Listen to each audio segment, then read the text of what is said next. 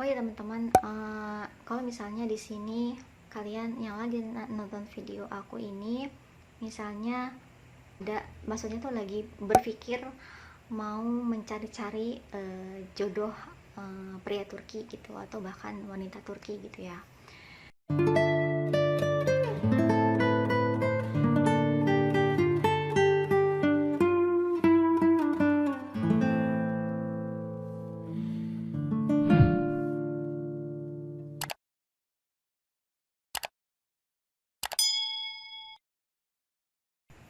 Halo semuanya, Assalamualaikum warahmatullahi wabarakatuh. Selamat datang di channel Cehas. Teman-teman, di video hari ini aku akan share video untuk khususnya teman-teman yang sekarang nih misalnya lagi dekat sama pria Turki gitu ya. Nah, di video hari ini aku akan membahas kalau menikah dengan pria Turki harus siap dengan hal ini. Jadi hal apa aja sih yang akan aku bahas di video kali ini? Oke, next videonya. Oke, hal pertama, kalau misalnya menikah dengan pria Turki harus siap dengan hal kultur shocknya. Jadi kalau misalnya teman-teman mau menikah dengan pria Turki harus siap dengan kultur shocknya di Turki ini. Nah, aku beri contoh misalnya kultur shock bertamu di Turki ya. Jujur waktu baru-baru aku tinggal di Turki, aku benar-benar shock dengan kultur ini, yaitu kultur bertamu ya. Jadi misalnya nih ada tamu yang datang ke rumah kita gitu ya. Jadi mereka tuh nggak sungkan, ini aku ceritanya secara singkat aja ya teman-teman. Jadi nggak sungkan untuk pulangnya sangat larut malam teman-teman. Kalau bisa itu sampai menginap ya kalau bertamu di Turki itu. Ini yang aku ceritain itu dari pengalaman aku sendiri teman-teman. Jadi nggak heran kalau misalnya rumah Turki itu besar-besar dan pasti tersedia kamar untuk tamu, karena memang mereka kalau bertamu, kultur mereka gitu ya, kalau bertamu itu uh, terkadang sampai menginap juga gitu. Jadi kalau misalnya tamu malah kayak cepat-cepat pulang, jadi kayak merasa nggak enak hati gitu. Malah kalau misalnya jadi kayak terkesannya tuh kurang nyaman gitu sama si pemilik rumah, kayak gitulah, kurang nyaman gitu ya sama si pemilik rumah, terkesannya seperti itu. Tapi kalau misalnya bertamu dengan bertamu lebih malam sampai larut malam kayak gitu ya, misalnya bertamunya ini di waktu malam hari dan bertamunya ini sampai larut malam belum pulang. Bahkan aku pernah sampai jam 2 malam itu belum pulang. Tamunya ini datang dari jam berapa ya, jam sore lah gitu ya, sekitar mau maghrib. Terus jam 2 itu belum pulang dan ternyata tamunya menginap ya. Sampai aku udah capek banget, mata perih segala macam, ternyata tamunya menginap. Jadi di sini nih dari pengalaman aku nunggu gitu, kan mau nggak enak gitu ya, mau ditinggal tidur nggak enak gitu kan ya. Jadi mau nggak mau kan kita menghargai tamu yang datang ke rumah kita. Nah terus tahu-taunya si tamu ini ternyata menginap. Nah itulah salah satu kultur shock di Turki, bertamu ala Turki gitulah ya. Terus bukan hanya hal itu aja, kalau misalnya ada tamu yang datang gitu ke rumah kita misalnya, itu kita pasti akan menyediakan makanan teman-teman. Jadi kalau misalnya tamunya ini datang di pagi hari, waktunya di jam-jam waktunya sarapan, itu kita ya membuat sarapan juga bareng-bareng kita gitu sarapannya. Walaupun misalnya kita udah sarapan nih, misalnya jam 9 pagi, di Turki sarapan itu sekitar jam 8 pagi atau jam 9 pagi ya. Terus tamunya itu datang di jam 10 pagi. Misalnya kita jam 9 pagi ini udah sarapan, tapi tahu-tahu ada tamu datang di jam 10 pagi. Nah, di jam 10 pagi itu juga kita menyiapkan makanan juga untuk si tamu ini, kayak gitu loh teman-teman. Itu dari pengalaman aku ya, sekali lagi. Terus sebaliknya, kalau misalnya tamunya ini datang di waktu jam makan malam, nah di waktu jam makan malam itu juga kita menyiapkan makanan juga untuk tamu, kayak gitu. Nggak hanya sampai di situ aja ya, tapi setelah makan malam nanti berlanjut dengan ngobrol-ngobrol, kayak gitu kan ya. Dengan ngobrol-ngobrol itu kita menyediakan makanan juga, kayak makanan-makanan ringan lah gitu ya. Kalau di Turki itu ada kuaci, terus sambil ngeteh, terus ada snack lainnya kayak biskuit-biskuit kayak gitulah gitu ya, makanan ringan gitu ya. Nah itu biasanya kita nemenin si tamu itu. Nah si ceweknya ini tugas kita itu menyajikan makanan untuk si tamu, dan bahkan sampai setiap tamu gelasnya sudah, tehnya sudah habis gitu, gelasnya sudah kosong, itu kita wajib banget tuh menawarkan, bertanya ke si tamu mau lagi atau enggak tehnya, kayak gitu, dan langsung menuangkan teh tersebut ke gelasnya milik si tamu itu teman-teman. Jadi kayak gitu sampai si tamunya itu pulang, kayak gitu loh. Nah teman-teman, begitulah kultur bertamu di Turki. Jadi selama tamu masih ada ya, walaupun misalnya tamu ini bertamunya sebenarnya bukan di rumah kita, tapi bertamunya itu di rumah, misalnya di rumah mertua kita, itu kita wajib banget datang ke rumah mertua, bantu-bantu untuk menyiapkan makanan untuk si tamu dan menemani si tamu itu sampai pulang, kayak gitu ya. Walaupun tamunya semalam apapun itu pulangnya, kita wajib banget untuk menemani.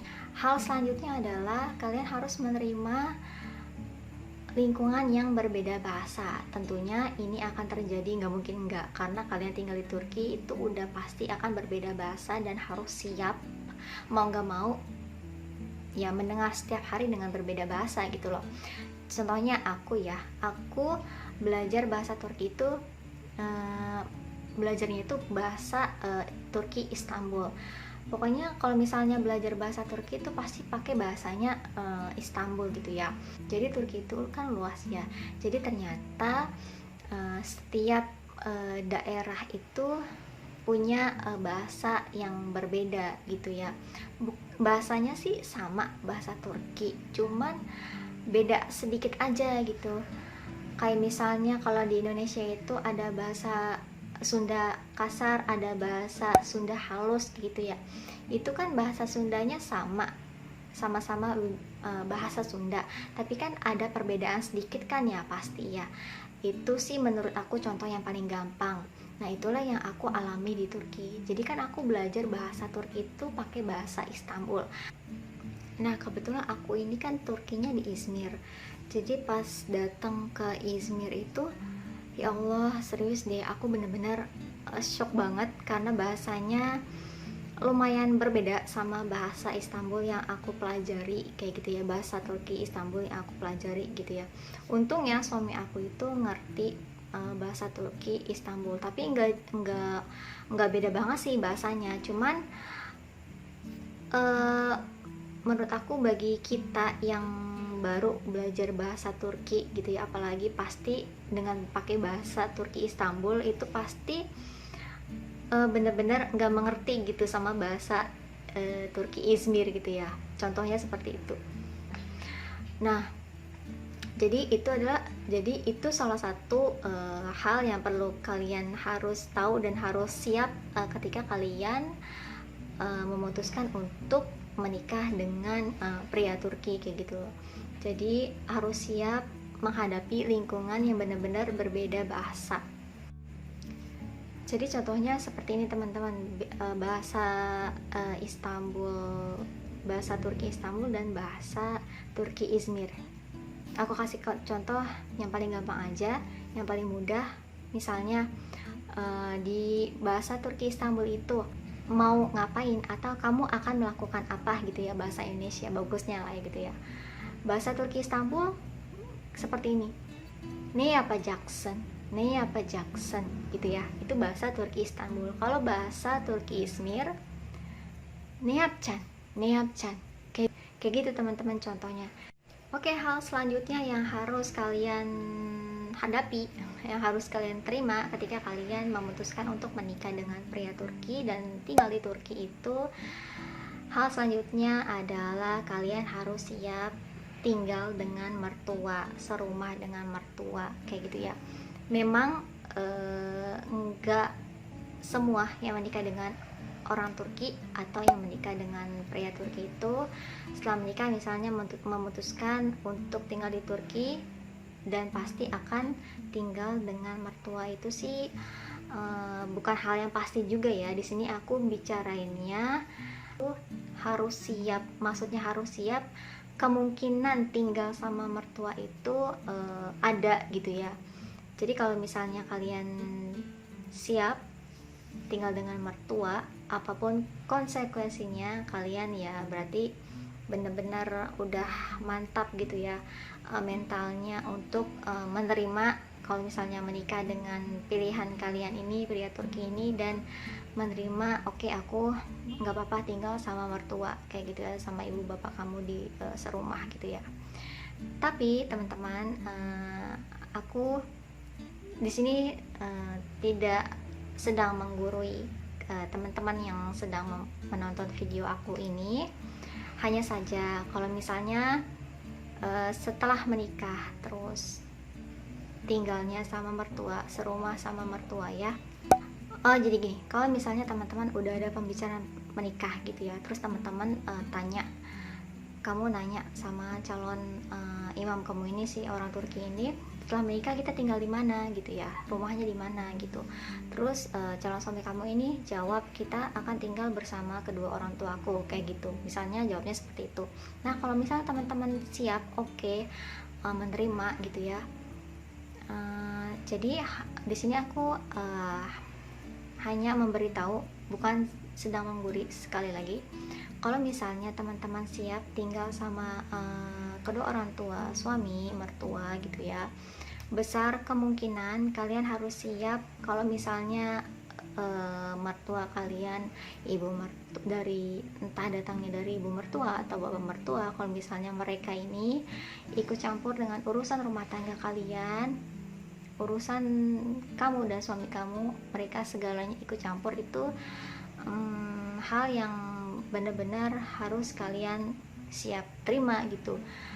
Hal ini itu, hal satu ini tentang ikut campur masalah rumah tangga kalian itu mungkin besar kemungkinannya akan terjadi gitu ya, karena ya namanya serumah gitu ya, pasti apapun hal tentang kalian berdua itu mertua kalian itu pasti mengetahuinya kayak gitu. Kalau misalnya mereka ikut campur, ya kalian harus terima itu gitu dengan lapang dada. Kalau misalnya kalian siap menerima dengan tinggal bersama mertua gitu. Tapi nggak semua mertua ikut campur juga dengan urusan rumah tangga anaknya, nggak semua gitu ya. Hanya saja harus siap kalau misalnya mertua kalian segalanya ikut campur tentang rumah tangga kamu nantinya, kayak gitulah teman-teman. Terus kalau misalnya tinggal sama mertua itu segalanya akan terlihat, pokoknya segalanya apapun akan terlihat dengan mertua gitu. Misalnya kalian habis belanja, misalnya kalian mau pergi main keluar, itu harus siap. Misalnya mertua misalnya nggak suka kalian pergi keluar, misalnya suami kalian kerja gitu ya, terus kalian mau main keluar, terus mertua kalian nggak suka, terus ada omongan yang gak enak di hati, ya hal-hal seperti itu kalian harus siap hadapi gitu. Kalau misalnya kalian memutuskan untuk siap tinggal bareng kayak gitu ya. Sekali lagi, nggak semuanya seperti itu. Terus contoh lainnya masih tentang tinggal sama mertua gitu ya. Kalau misalnya pasti kan suami kerja gitu ya, suami udah berangkat kerja, misalnya serumah nih ya, suami udah berangkat kerja, terus teman-teman memutuskan oke siap tinggal dengan mertua. Suami udah berangkat kerja dari pagi, terus harus siap di rumah bareng mertua gitu kan, nggak mungkin ya kita seharian dari pagi sampai malam nunggu suami pulang ke rumah, pulang kerja itu hanya di kamar aja, kan nggak mungkin kayak gitu. Pasti kan bareng-bareng sama mertua gitu. Besar kemungkinan juga kalian juga bakal diajak main ke rumah tetangga-tetangga segala macam kayak gitu, mau diajak pergi kemana kayak gitu, terus dengan bahasa yang berbeda tentunya. Kalian juga harus siap menghadapi hal-hal seperti itu kayak gitu teman-teman.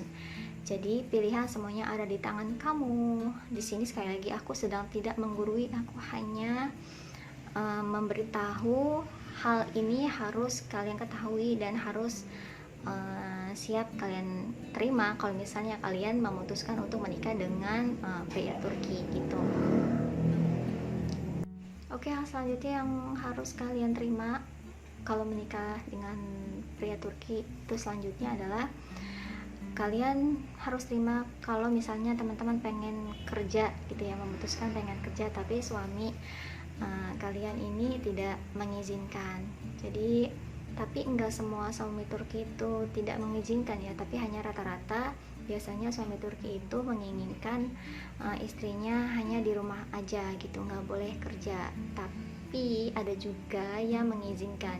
Jadi ini setiap pria beda-beda gitu ya, tapi besar kemungkinan tidak boleh bekerja gitu. Jadi benar-benar pure di rumah gitu loh.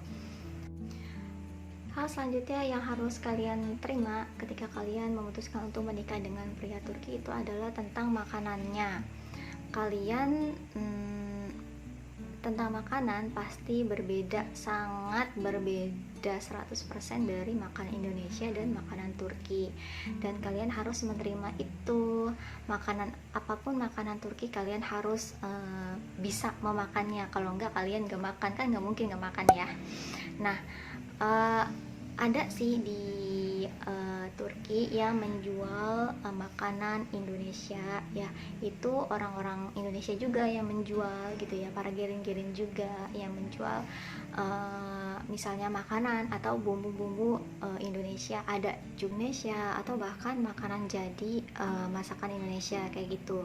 Kalian bisa beli di para giring ini yang menjual makanan Indonesia tersebut kayak gitu. Tapi jangan kaget, harganya sangat-sangat mahal. Jangan samain harga pada saat kalian membeli di Indonesia dan di Turki itu harganya benar-benar drastis mahal gitu ya. Terus selain itu juga kalian juga harus siap bisa memasak masakan Turki gitu. Tapi jangan khawatir, dari pengalaman aku ya, masakan Turki itu insya Allah untuk kita wanita Indonesia itu, makanan Turki insya Allah, masakan Turki insya Allah lebih memasaknya itu lebih mudah dibandingkan kita memasak masakan Indonesia gitu. Kalau kita kan kaya dengan rempah-rempah ya, di Turki ada sih rempah-rempahnya juga, tapi masakannya itu tidak terlalu banyak rempah. Kalau misalnya memasak itu tidak terlalu banyak rempah.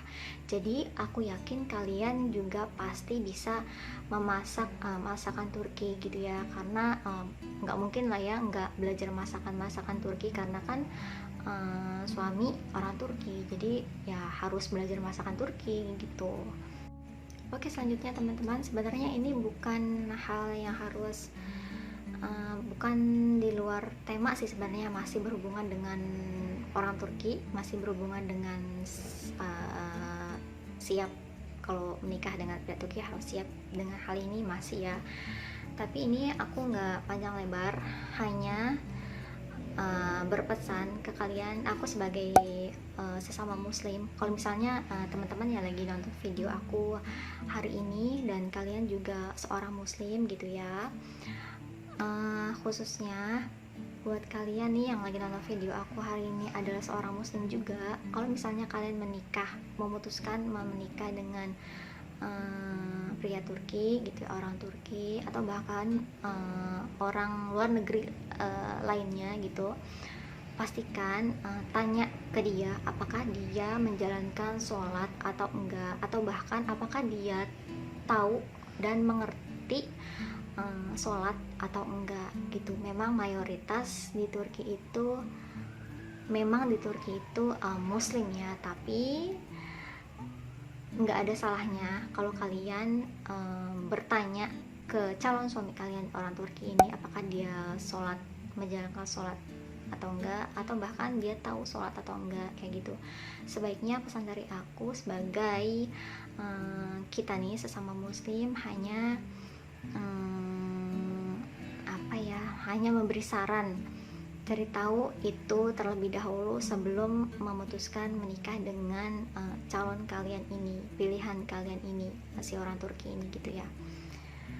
Karena itu menurut aku adalah satu hal yang paling penting di antara lainnya.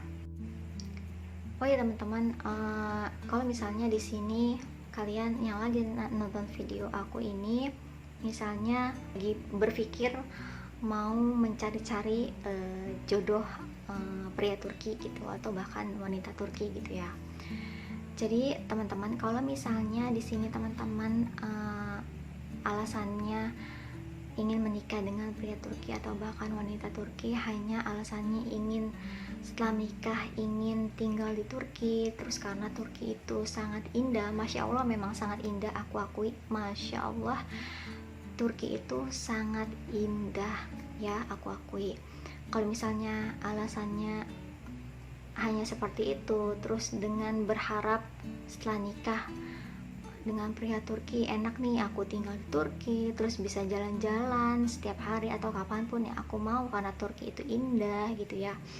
Menurut aku sih dengan alasan seperti itu sebaiknya, jadi begini teman-teman, kalau misalnya niat kalian menikah dengan orang Turki hanya ingin seperti itu dengan alasan biar bisa jalan-jalan sepuasnya, biar bisa kemanapun bisa jalan-jalan gitu karena Turki itu sangat indah. Kalau misalnya alasannya seperti itu, lebih baik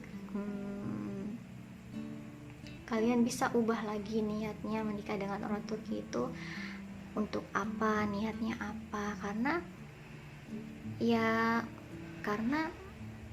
dengan niat pengen jalan-jalan, hanya pengen jalan-jalan itu ya nggak tepat gitu.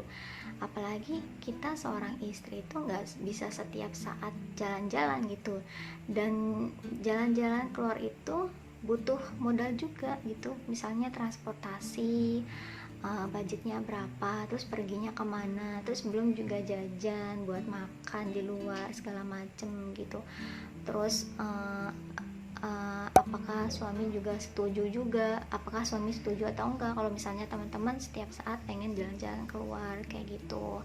Menurut aku sih kalau niatnya seperti itu lebih baik renungi lagi dan pikirin lagi, ubah lagi niatnya untuk lebih baik lagi. Aku nih menikah niatnya ingin apa sih kayak gitu teman-teman.